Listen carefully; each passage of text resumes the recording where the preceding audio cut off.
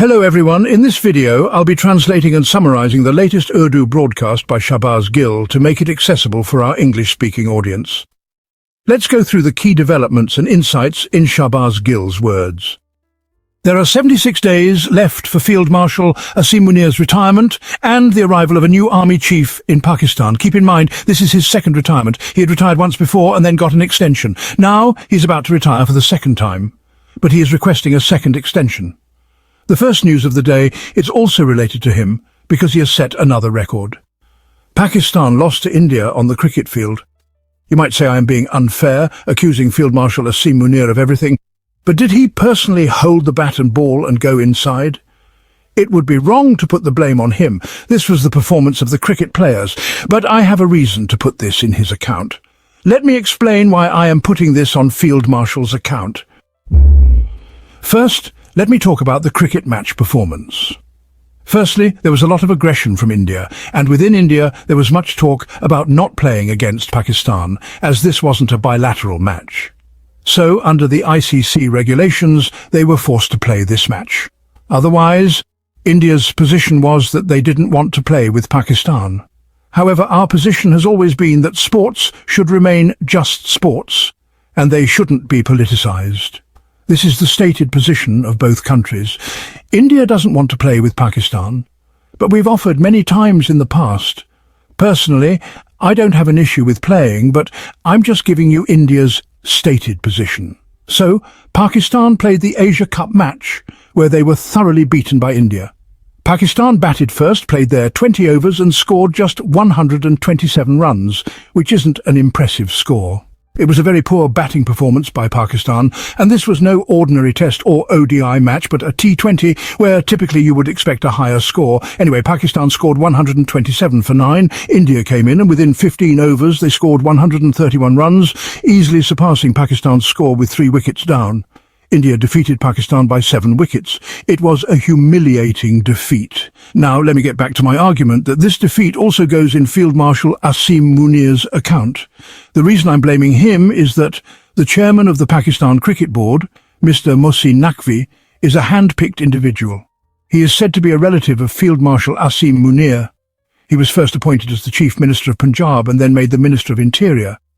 But because there is a lot of money in the Cricket Board, they didn't want anyone else to sit there. So, Mohsin Naqvi was appointed as the chairman of the PCB. People in Lahore know that Mohsin Naqvi wasn't really a journalist of repute. He had been involved in tabloid journalism, blackmailing people, and making money by blackmailing others. There was a time when he didn't even have a motorcycle, but today he seems to own half of Lahore. To say the least, he was a journalist who could destroy any shop he worked in, but now he's been appointed as the chairman of the Cricket Board.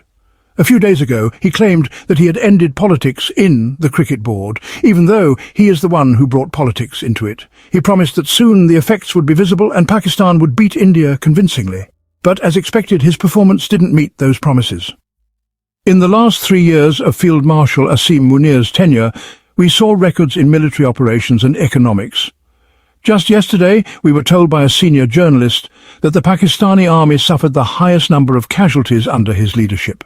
Regarding the economy, a tweet by senior journalist Imran Khan in 2023 mentioned that Field Marshal Asim Munir had decided to take leadership in the economic sector as well. But we can see where that led. Pakistan's debt is spiralling out of control, with the country borrowing 25 billion rupees daily. The total debt has crossed 80 trillion rupees, and now those who dared to criticize this situation have been targeted. For example, journalist Shahbaz Rana, who criticized the government for its financial mismanagement, now faces furs against him.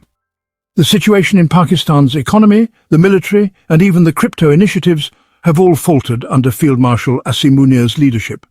His economic leadership has led Pakistan to disaster.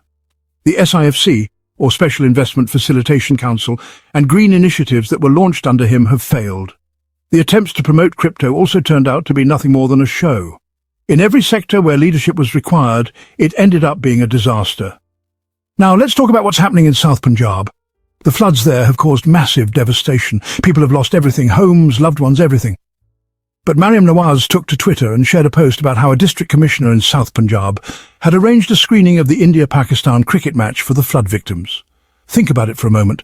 People are starving. Their loved ones are dying, homes are submerged, and the DC is hosting a screening of a cricket match. This is the level of insensitivity. People are desperately waiting for help. And here we have government officials sitting comfortably watching a cricket match with flood victims. It's hard to believe, but that's the reality. The situation in areas like Jalalapur, where floodwaters have submerged everything, is horrific. Families are stranded on narrow strips of land trying to survive, yet the focus of the government is on showing cricket matches to the people. Even more concerning, the DC is sitting with a screen in front of the victims, showing them the match, while they are suffering. This is the level of neglect and mismanagement we are dealing with. In conclusion, Maryam Nawaz's actions are utterly detached from the reality of the situation in Punjab. How can a government official prioritise showing a cricket match to people who are struggling to survive? It's not just about the match, it's about the complete lack of empathy and common sense. Maryam Nawaz, instead of addressing the real issues on the ground, chose to share images of a DC watching the match while people suffer. This lack of understanding and empathy shows the disconnect between the political elite and the people they claim to serve. On the other hand, the next major news that we had shared in the previous vlog needs to be reiterated.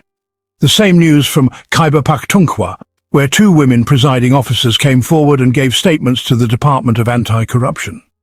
Just to give a brief background, in Khyber Pakhtunkhwa, Taimur Salim Jagra and Kamran Bangya, along with many others, were defeated on Form 47.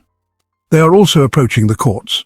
Imran Khan has repeatedly said that this is our own province.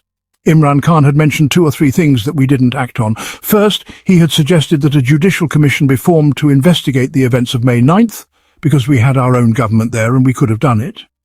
If the courts didn't agree, we could have made a panel of 3 or 4 retired judges and included 1 or 2 independent journalists. We could have presented the matter, but I think the generals put pressure on us, and our government, under that pressure, couldn't proceed with it. Khan had initially insisted that a judicial commission be formed to investigate. For example, let me tell you, although many incidents happened of their own accord, there is clear evidence regarding the burning of the Radio Pakistan building in Peshawar. Intelligence agencies and security personnel themselves set it on fire. Yes, this is not only our claim, even the opposition has confirmed it. Aimal Wali Khan, in one of his speeches, had said, "Go ahead and find out who set the Radio Pakistan building on fire." Now think about how big a case was created against Pakistan Tehreek-e-Insaf regarding May 9th.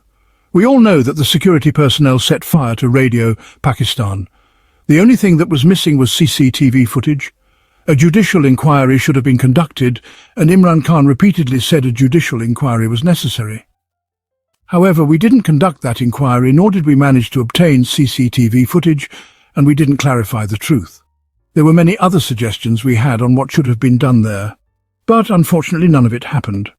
However, this is a very important matter because Taimur Salim Jagra and a few other friends whose constituencies had Form 47 results altered approached the Department of Anti-Corruption and filed a complaint that corruption had occurred.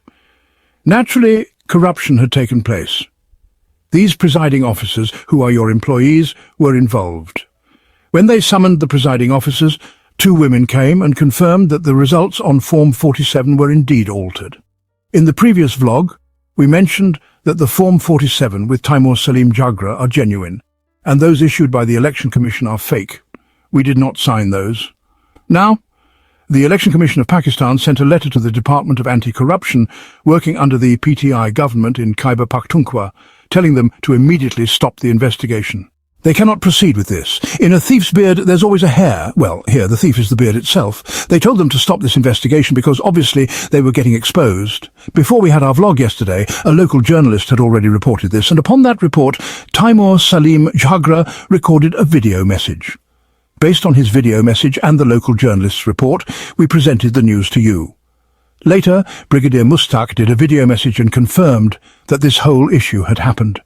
He also praised the courage of the people involved, stating that they had worked fearlessly and we will bring the responsible ones to justice. Now, my only question for Brigadier Mustak is, why did a local journalist have to tell us this? If he hadn't told us, Brigadier Mustak wouldn't have recorded his message, nor would this issue have come to light, nor would this letter have been revealed. It became public, which forced the Election Commission to come forward and write that letter. They had to come clean and send it out to stop the investigation. Now we'll see what happens next. But as of now, this is a very disappointing performance from our own government and our own Brigadier Mustak. I apologize if you find this offensive. You might say I'm following an agenda or that I'm doing injustice to you, but I have to present the truth to the people. Naturally, I've already lost good relations with a lot of people, and if I lose the last few friends, I can understand it. I respect you personally, but the performance that was expected from you, with all due respect, hasn't happened. Imran Khan had put so much trust in you and respected you. He kept urging you to present this matter to the public. So why were you delaying it? And even now, this matter should be aggressively followed up. I'm telling you up front, if this is not aggressively followed up, it will be a missed opportunity. Unfortunately, if this journalist hadn't reported this, Brigadier Mustak wouldn't have recorded the message, nor would this matter have come to us. And the Election Commission wouldn't have sent out that letter. Now that the matter is public, the Election Commission had to come clean and issue that letter. Let's see what happens next. But as of now, the performance has been disappointing from our own government and our own Brigadier Mustak. I apologize again if you find this offensive, but the truth must be told. Now, some of you might say I'm not being fair, and you might be upset, but the truth is, this is what happened. Now, we'll move on to the next story. The next news is related to the same area. Despite efforts, the army chief didn't take them along, and they kept trying to be included, staying in the area, trying to get a call. The reason for this is the criticism they are facing, the public hatred, and the fact that the people have rejected them. They spend their days making noise. As long as they don't get an extension, the army chief doesn't want to carry their weight. But I will tell you that once they get their extension, they will carry the weight. For now, they want to keep a low profile and avoid dealing with the public's anger. I promised to share Nadim Sethi's opinion, and I'll quickly tell you what he said about the whole situation. He said, the army chief is aware, but through the government he said this is shameful. Your performance is shameful.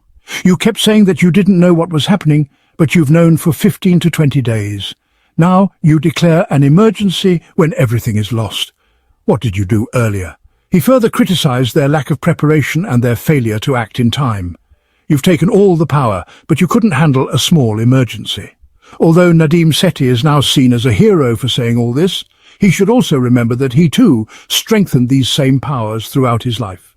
Now, after all this time, he's criticizing them. We respect him, but he should also think about his role in strengthening these powers. Today he is criticizing them, but he was part of that system. That wraps up our translation of Shahbaz Gill's video. I hope this English version helped you understand his message better. Please like, share and subscribe to Awami Lens to help our community grow. Don't forget to leave a comment below and let me know what you thought of this effort.